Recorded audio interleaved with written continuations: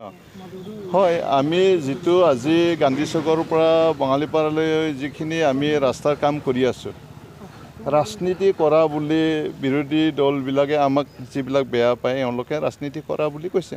হয়, আমি ৰাজনীতি কৰিছোঁ। আমি বিপেফ দল ৰাজনীতি দলে হয়। আমি যি কামে কৰিব এইটো ৰাজনীতিৰ লগত জড়িত আছে।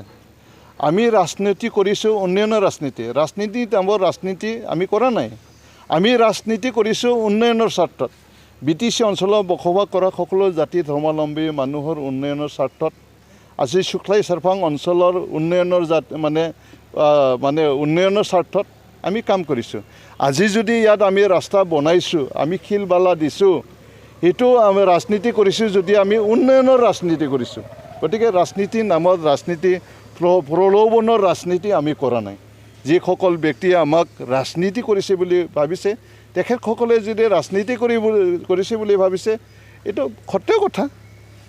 আমি ৰাজনীতি কৰিছোঁ, উন্নয়নৰ ৰাজনীতি আমি কৰিছোঁ। তেখেতসকলৰ দৰে মিছা কথা কৈ ৰাইজক প্ৰলোভন দি ফালে অমুক কৰিছোঁ, অমুক হেৰি দিম, অৰুণোদয় দিম, IBS দিম, ঘৰ দিম, এই ধৰণৰ কথা, ৰাস্তা বনাইছোঁ, কিবা বনাইছোঁ, প্ৰলোভনৰ এওঁলোকে ৰাজনীতি কৰি আছে। সদায় ফাটা ঢোল বজাই থাকে।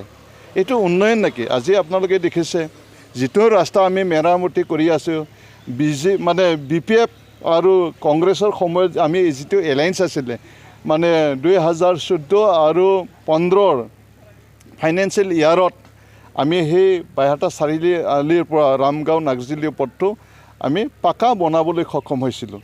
যেতিয়া BTCত হাগ্ৰামা মহিলাৰ নেতৃত্বত BPF দল নাই, তাৰপিছত সেই ৰাস্তা মেইনটেনেন্স কৰা কোনো মানুহ নাই, ইয়াত কোনো নেতা নাই। যিসকল ব্যক্তি আজি ইয়াত নেতৃবৃন্দ আছে, ইয়াত UPPLৰ 2জন নেতা আছে, ইয়াত MLA জলেন দৈমাৰী, ইয়াত MCLA চম্পাৱতী ডেকা আছে। এই 2জনে UPPLৰ প্ৰতিনিধি। ইফালে আছে আমাৰ ভাৰতীয় জনতা পাৰ্টিৰ সভাপতি, তেখেত দৰং ওদালগুৰি সমষ্টিৰ MP, তেখেতৰ এৰিয়া হয়।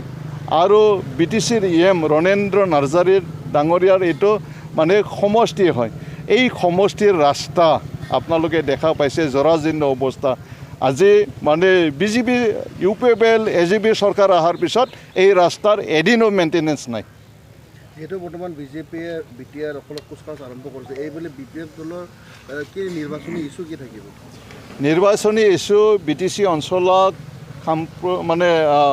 সামগ্ৰিকভাৱে উন্নয়ন কৰা আমাৰ উদ্দেশ্য। BTC পোৱাৰ পিছত হাগ্ৰামা মহিলাই ডাঙৰীয়াই যি ধৰণে উন্নয়ন কৰি আছিল, এইটো স্তব্ধ হৈছে। যিবিলাক স্তব্ধ হোৱা কাম আমি পুনৰ আৰম্ভ কৰিম। BTC অঞ্চলত যাতায়াতৰ ব্যৱস্থাই হওক, আজি ইয়াত কৃষি দিশৰ ব্যৱস্থাই হওক, স্বাস্থ্য দিশৰ ব্যৱস্থাই হওক, শিক্ষা অনুষ্ঠান হওক, এইবিলাকত উন্নয়ন কৰাই আমাৰ মূল উদ্দেশ্য। আৰু হিচাপে আমি BTC অঞ্চলত বসবাস কৰা সকলো জাতি ভাষা ভাষী বিভিন্ন ধৰ্মাৱলম্বী মানুহক উন্নত কৰাই আমাৰ মূল উদ্দেশ্য। আজি আমি দেখিছোঁ সদায় ঢোল বজাই থাকে, শিক্ষা উন্নয়নৰ কথা কয়। আজি মিডিয়াত আমি দেখিবলৈ পাইছোঁ, আজি বড়োলেণ্ড ইউনিভাৰ্চিটিত যি কেলেংকাৰী, 33টা কলেজত যি কেলেংকাৰী, এইবিলাক দেখা পাই আছে। আজি কি কয় এইটো বুক কিতাপৰ পাইৰেচি চলি আছে। আজি 500 টকা দামৰ কিতাপ আজি 15,000 টকাত কিনিব লগা হৈছে। কিমান ডাঙৰ স্কেম কৰিছে প্ৰমোদ বড়ো ডাঙৰীয়াৰ নেতৃত্বত এই চৰকাৰে। গতিকে এই ধৰণৰ চৰকাৰক আমি উৎখাত কৰিব লাগে। ইয়াৰ কাৰণে আমি ৰাইজক অনুৰোধ জনাইছোঁ। এইখিনি ঠাইতে আজি পৰা 3 মাহ আগতে অধ্যক্ষ বিশ্বজিৎ দৈমাৰীয়ে এই ৰাস্তাটো কৰিম বুলি মুকলি কৰিছিল। এই কথাটো মই ইমান নাজানো। বিশ্বজিৎ দৈমাৰী হ'ল পানেৰী সমষ্টিৰহে বিধায়ক। এই সমষ্টিৰ বিধায়ক হৈছে জলেন দৈমাৰী। ইয়াৰ EM আছে ৰণেন্দ্ৰ নাৰ্জাৰী, MCLA আছে চম্পাৱতী ডেকা, আৰু ইয়াৰ MP আছে দিলীপ শইকীয়া ডাঙৰীয়া। গতিকে বিশ্বজিৎ দৈমাৰী ডাঙৰীয়াই যিহেতু তেখেতে বিধায়ক পানেৰী সমষ্টি উন্নয়ন কৰাৰ কাৰণে তেখেতে নিশ্চয় কাম কৰিব।